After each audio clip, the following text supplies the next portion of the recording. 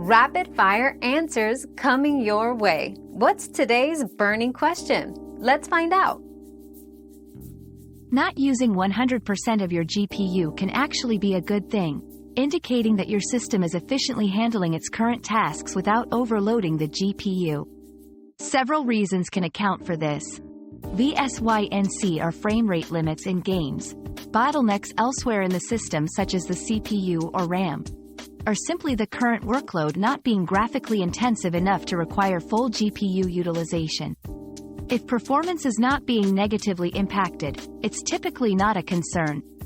For optimal performance, ensure drivers are up to date and adjust game settings to better utilize your GPU if desired.